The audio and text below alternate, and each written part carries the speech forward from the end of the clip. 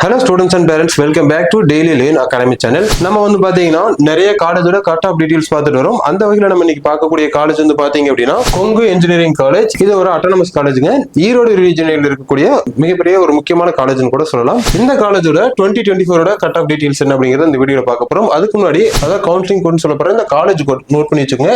கொங்கு காலேஜோட counselling code 2711. இது வந்து நம்ம எந்த காலேஜ்ல சாய்ஸ் ஃபில்லிங் வைக்க போறோம் அப்படின்னு சொல்லிட்டு தனியா இண்டிவிஜுவலா ஐடென்டிஃபை பண்ணி காட்டுறதுக்கு அந்த கவுன்சிலிங் கோட் அப்படிங்கிறது ரொம்ப முக்கியம். சோ நோட் பண்ணி வச்சுக்கோங்க. இந்த காலேஜ்ல நிறைய கோர்சஸ் ஆஃபர் பண்ணாலும் நம்ம வந்து லாஸ்ட் இயர்ல அதே கட் ஆஃப்ல போயிருக்கக்கூடிய கோர்சஸ் என்ன அப்படிங்கறத மட்டும் பார்க்கலாம்.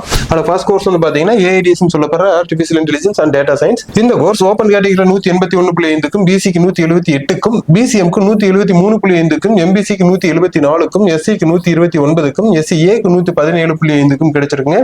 அடுத்து ஏஎம்எல் சொல்லப்படுற artificial intelligence and machine learning. இந்த கோர்ஸ் ஓபன் கேட்டகரியில 178.5க்கும், பிசிக்கு 177.5க்கும், பிசிஎம்க்கு 170க்கும், எம்பிசிக்கு 173க்கும், எஸ்சிக்கு 125.5க்கும், எஸ்சிஏக்கு 100.5க்கும் கிடைச்சிருக்குங்க.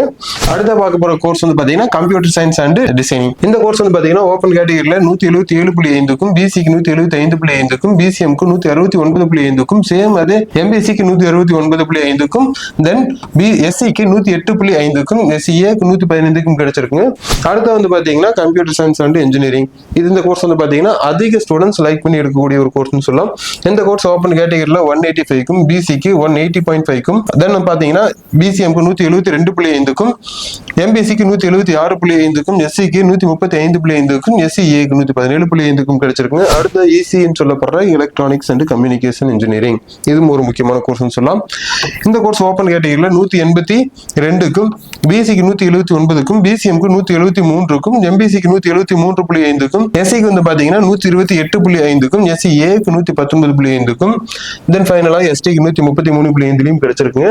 அடுத்த கோர்ஸ் வந்து பாத்தீங்கன்னா உங்களுக்கு ஐடின்னு சொல்லப்படுற இன்ஃபர்மேஷன் டெக்னாலஜி. இந்த கோர்ஸ் ஓபன் கேட்டகரியில 180க்கும், பிசிக்கு 178க்கும், பிசிஎம்க்கு 172.5க்கும், எம்பிசிக்கு 174.5, எஸ்சிக்கு 130க்கும் கிடைச்சிருக்குங்க. அண்ட் தென் ஃபைனலா வந்து பாத்தீங்க அப்படின்னா உங்களுக்கு வேற என்னென்ன கோர்சஸ் இருக்கு அப்படிங்கிறது தெரியும். அதாவது மெக்கட்ரானிக்ஸ், அதுக்கப்புறம் மெக்கானிக்கல் இன்ஜினியரிங், இந்த மாதிரி கோர்சஸ் இருக்கு. அதெல்லாம் எவ்வளவு கட் ஆஃப்ல போயிருக்கு அப்படிங்கறத நீங்க பாருங்க.